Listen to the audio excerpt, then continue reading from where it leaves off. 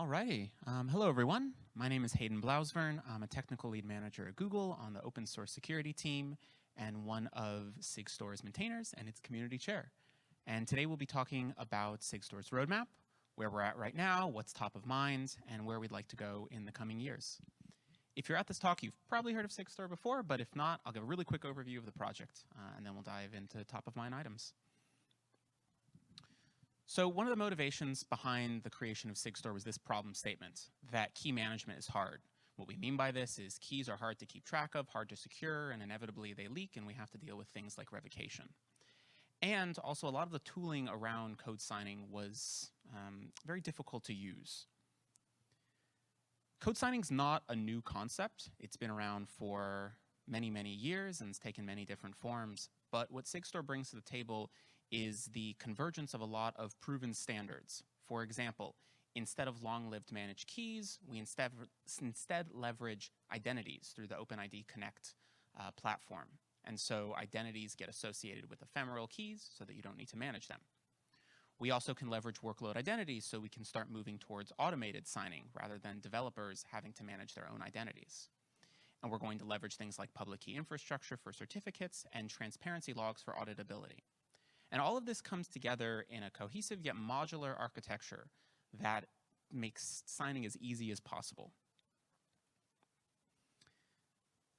Sigstore sits at the bottom of the SDLC, the software development lifecycle, providing a trust foundation. It's responsible effectively for providing integrity and authenticity for artifacts. And when we talk about SDLC, these artifacts don't just have to be binaries. They can be things like metadata, like SBOMs or salsa provenance, that will then later be consumed and verified higher up the SDLC. This is an overview of the Sigstore project and the various repositories that we have. We have two services, a transparency log and a code signing CA, and we have clients written in a number of languages that are responsible for signing and verification of artifacts, and these can be binaries, containers, or Git commits, for example.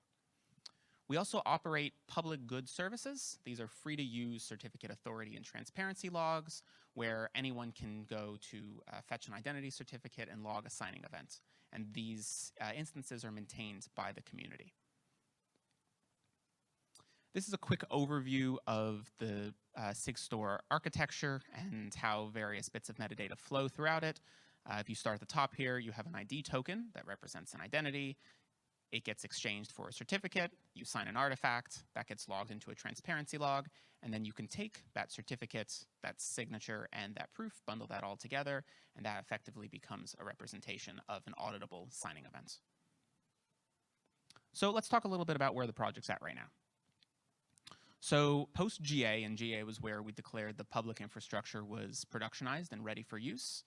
We've logged around 80 million signatures, and as part of that, we've had about 23,000 unique GitHub projects. Now, why is that particularly interesting? Well, I've mentioned developer signing. This is where we talk about somebody having an email or a username associated with an artifact. Well, we also have this really nice pattern where we can leverage workload identities. CI platforms like GitHub Actions or GitLab or BuildKite can provide identity tokens for their workflows. So if you have your source on there and you're already building, well, now you can very seamlessly also sign your artifacts that are getting produced. And this is more or less what NPM did. Last year, it launched a feature where it had Sigstore sign salsa provenance. And as part of building on a CI platform, you can also seamlessly sign your artifacts, and those get uploaded to NPM as part of a publish step and then can later be verified. We're seeing a similar pattern emerge for a number of other ecosystems. One of the ones to call out would be PyPI, where very recently PEP 740 was published. This is a proposal to have digital attestations uploaded to the index. I very much encourage you to take a look and give some comments there. And I won't spoil the last one of these, which is Homebrew, coming in about an hour, and you'll hear more about their integration with Sigstore and Salsa. In terms of clients, we have implementations across a number of different languages. This is very beneficial for package repositories that might need an implementation in their own language. Many clients have released a GA or a 1.0 release, and we have a number of clients actively working towards a 1.0 release. These top-of-mind challenges off to the side, I want to call out as kind of growing pains of a successful project. And these are very much going to drive some of the roadmap items that we're going to touch on. One of them is focused on infrastructure sustainability and maintainability. And there's two dimensions here. One is cost. It's very much costly to be storing a significant amount of certificates in a log. And another is being able to scale up to support higher amounts of QPS. And again, this is particularly important as we start thinking about onboarding more and more package repositories onto the public infrastructure. But this also can benefit private deployments, as we'll hear a little bit about in the next talk too. As we've had more client implementations, we've recognized the need for standards so that there can be interop between clients. So to give you one example of this, I mentioned bundling certificates and log proofs together in verification metadata. That was a standard that came out of a lot of work that was done in a client special interest group. Now this is standardized and clients can produce metadata that can then be consumed by other clients. And one of the other things is, as we implemented the Sigstore signing and verification logic across a number of different languages, effectively you're re-implementing the same steps again and again. And this obviously introduces an opportunity for bugs or missing features. And so as part of this, a conformance test suite was created to make sure that clients meet a minimum bar for what's required for signing and verification. And we hope to also use this conformance test suite to mark clients that have reached 1.0, saying that as long as you implement this set of required checks, you can be declared an official 1.0 client. So for the rest of this talk, I'll talk a little bit about some of our strategy, our strategic principles, and some of the specific roadmap items that we'd like to tackle this year and in years to come. If you'd like to see the entirety of the roadmap, I'd encourage you to check out our community repository. It's very much a living document that we expect to update frequently. So the first one of these is to focus on open source package managers as the primary path for adoption. As we heard in the previous talk, these are very much central locations. And so when it comes to security initiatives, integration through package managers is very, very promising. And it doesn't just have to be package managers too. OCI registries are another very interesting one. We have a standard within Sigstore for signing containers, and there's actually some active development around using OCI refers to also sign and verify containers too. That's actively underway. One call to action here is that if you're a maintainer of a package repository, I'd encourage you to reach out, see how we can help with design or implementation, or get involved with the OpenSSF working group that you just heard more about. One of the common themes throughout these strategic principles is community engagement, and community can mean a few different things. Community can mean a few different things. It can either mean engagement with the wider open source community, or engagement within Sigstore itself. And one of the ways that we engage within Sigstore is through these special interest groups. I mentioned this very briefly, but we have a client special interest group where the clients can get together and discuss challenges that they face with re-implementing logic of Sigstore, and this is where a lot of the standardization work has come out of. We also have a special interest group focused on the operation of the public infrastructure. If you have a topic you want to discuss within Sigstore, I very much encourage reaching out so we can create a special interest group. We've had a few ideas, one around research so that we can collaborate more with academia.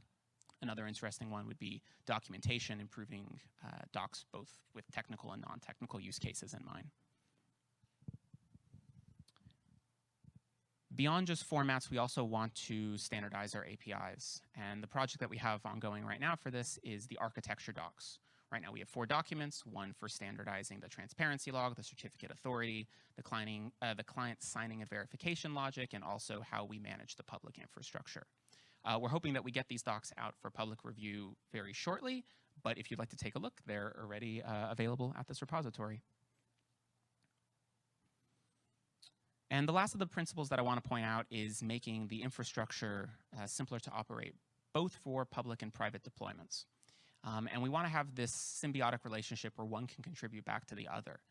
For example, as more private operators come up, they may find the need for optionality or different configuration that ideally they can then contribute back to the open source repositories where the public infrastructure is also using these. For example, we have Helm charts and Terraform configuration publicly available for anyone that wants to deploy instances of Sigstore.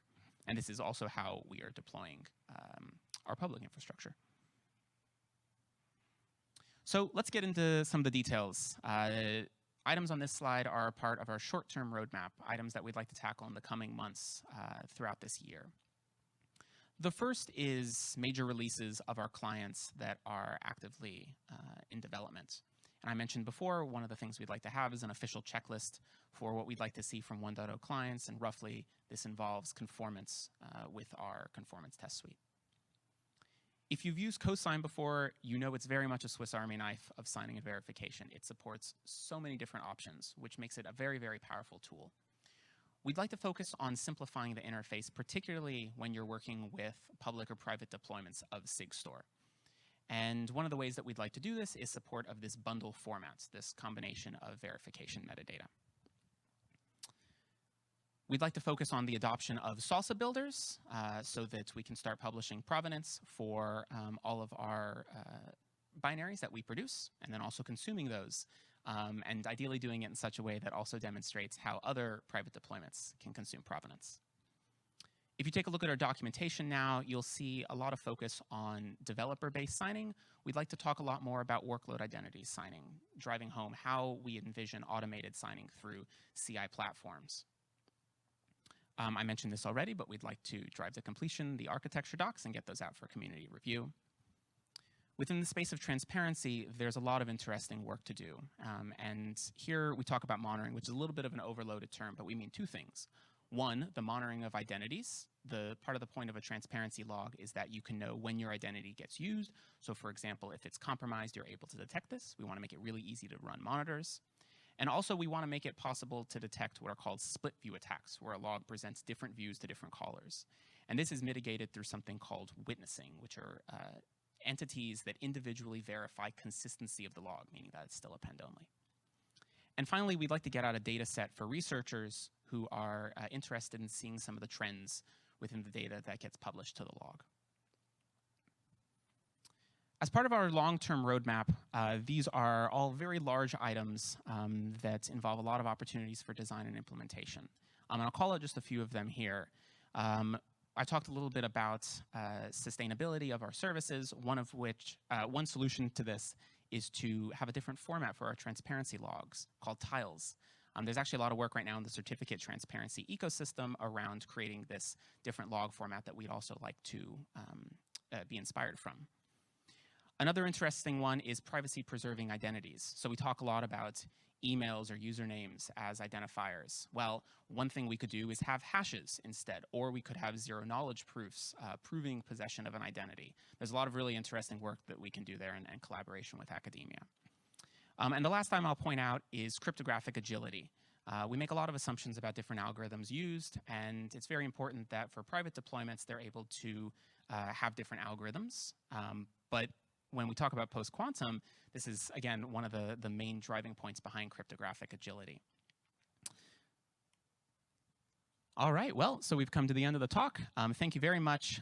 If you'd like to get involved, I'd encourage you to reach out on Slack. We're always active and happy to chat, or hop onto one of the issues. I'm not sure if I have time for any questions, but otherwise I'll just say thank you very much.